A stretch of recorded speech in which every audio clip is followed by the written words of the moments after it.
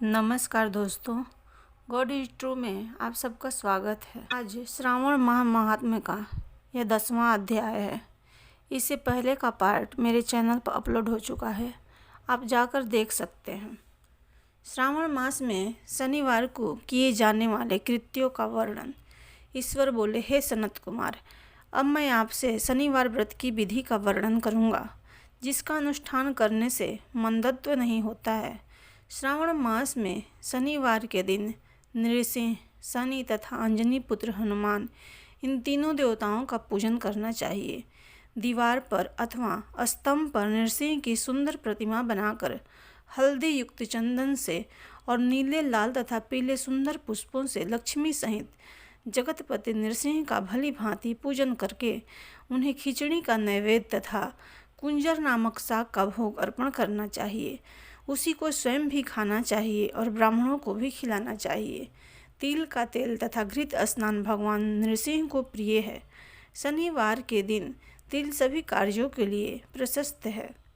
शनिवार के दिन तिल के तेल से ब्राह्मणों तथा सुवासिनी स्त्रियों को उबटन लगाना चाहिए तथा कुटुंब सहित स्वयं भी संपूर्ण शरीर में तेल लगाकर स्नान करना चाहिए तथा उड़द का भोजन ग्रहण करना चाहिए। इससे भगवान नृसिंह प्रसन्न होते हैं।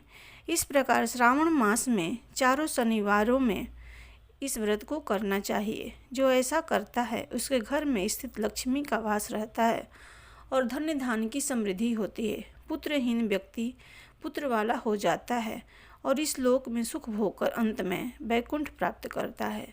नृसिंह की कृपा से मनुष्य की चारों दिशाओं में व्याप्त रहने वाली उत्तम कृति होती है।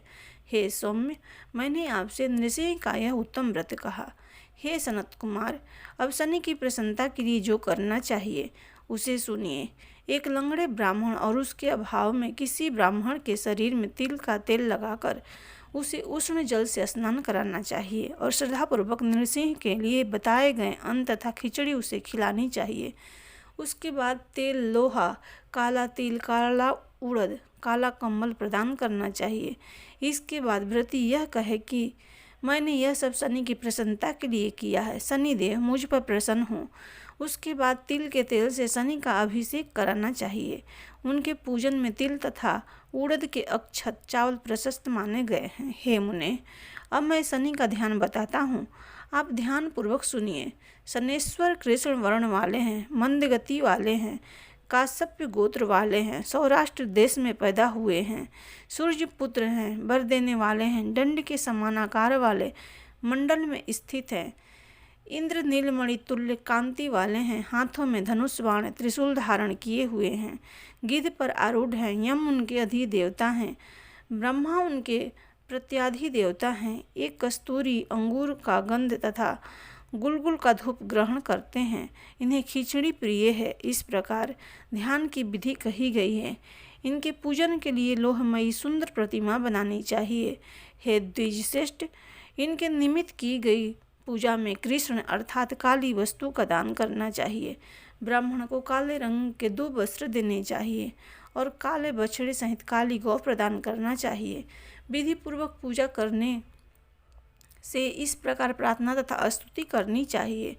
आराधना से संतुष्ट होकर जिन्होंने नष्ट राज्य वाले राजा नील को उनका महान राज्य प्रदान कर दिया, वे शनिदेव मुझ पर प्रसन्न हों। नील अंजन के समान वर्ण वाले, मंद गति से चलने वाले और छाया देवी तथा सूर्य से उत्पन्न होने वाले उन शनेश्वर को मैं नमस्कार करता हूँ। मंडल के कोण में स्थित आपको नमस्कार है। पिंगल नाम वाले आप शनि को नमस्कार है। हे देवेश, मुझ दीन तथा शरणागत पर कृपा कीजिए। इस प्रकार स्तुति के द्वारा प्रार्थना करके बार बार प्रणाम करना चाहिए। 3 वर्णों ब्राह्मण, क्षत्रिय, वैश्य के लिए शनि के पूजन में शनो देवी इस वैदिक मंत्र का प्रयोग बताया गया है और शूद्रों के पूजन में नाम मात्र का प्रयोग बताया गया है। जो व्यक्ति दंतचित होकर इस विधि से शनि देव का पूजन करेगा, उसे स्वप्न में भी शनि का भय नहीं होगा। हे विप्र, जो मनुष्य श्रावण मास में प्रत्येक शनिवार के दिन भक्ति पूर्वक इस विधि से व्रत को करेंगे, उन्हें शनेश्वर के द्वारा लेश मात्र भी कष्ट नहीं होगा। जन्म राशि में पहले, दूसरे, चौथे, 5वें, 7वें, 8वें, 9वें तथा 12वें स्थान में स्थित शनि सदा कष्ट पहुंचाता है। शनि की शांति के लिए समाग्नि इस मंत्र का जप करना चाहिए। उनकी प्रसन्नता के लिए इंद्र नीलमणि का दान करना चाहिए। हे सनत कुमार, इसके बाद अब मैं हनुमान जी की प्रसन्नता के लिए विधि का वर्णन करूंगा। हनुमान जी की प्रसन्नता के लिए श्रावण मास में शनिवार को रुद्र मंत्र के द्वारा तेल से उनका अभिषेक करना चाहिए। तेल में मिश्रित सिंदूर का लेप उन्हें समर्पित करना चाहिए। जपा कुसुम की मालाओं से, आक धतूर की मालाओं से, मंदार पुष्प की मालाओं से, बटक बड़ का पेड़ से, नैवेद्य से तथा अन्य उपचारों से भी यथाविधि अपने सामर्थ्य अनुसार श्रद्धा भक्ति से युक्त होकर अंजनी पुत्र हनुमान जी की पूजा करनी चाहिए। इसके बाद बुद्धिमान को चाहिए कि हनुमान जी की प्रसन्नता के लिए उनके 12 नामों का जप करें। हनुमान, अंजनी सुनु, वायुपुत्र, महाबल और रामेष्ट, फाल्गुन सखा, पिंगाक्ष, अमित विक्रम, उद्धिक्रमण, सीता शोक विनाशक, लक्ष्मण प्राणदाता और 10 ग्रीव दर्पा, ये 12 नाम हैं। जो मनुष्य प्रातःकाल उठकर इन 12 नामों को पढ़ता है उसका अमंगल नहीं होता और उसे सभी संपदा सुलभ प्राप्त हो जाती है। इस प्रकार श्रावण मास में शनिवार के दिन वायुपुत्र हनुमान जी की आराधना करके मनुष्य वज्रतुल्य शरीर वाला, निरोग तथा बलवान हो जाता है। अंजनी पुत्र की कृपा से वह कार्य करने में वेगवान तथा बुद्धि वैभव से युक्त हो जाता है। उसके बाद शत्रु नष्ट हो जाते हैं, मित्रों की वृद्धि होती है, वह वीर्यशाली तथा कृतिमान हो जाता है। यदि साधक हनुमान जी के मंदिर में हनुमान कवच का पाठ करे तो वह अणिमा आदि 8 सिद्धियों का स्वामित्व प्राप्त कर लेता है और यक्ष, राक्षस तथा बैताल उसे देखते ही कंपित तथा भयभीत होकर वेगपूर्वक 10 दिशाओं में भाग जाते हैं। हे सम्मत, शनिवार के दिन पीपल के वृक्ष का आलिंगन तथा पूजन करना चाहिए। शनिवार को छोड़कर अन्य किसी दिन पीपल के वृक्ष का स्पर्श नहीं करना चाहिए। शनिवार के दिन उसका आलिंगन सभी संपदाओं को प्राप्त कराने वाला होता है। प्रत्येक मास में 7 वारों में पीपल का पूजन फलदायक है, किंतु श्रावण में यह पूजन अधिक लाभप्रद है।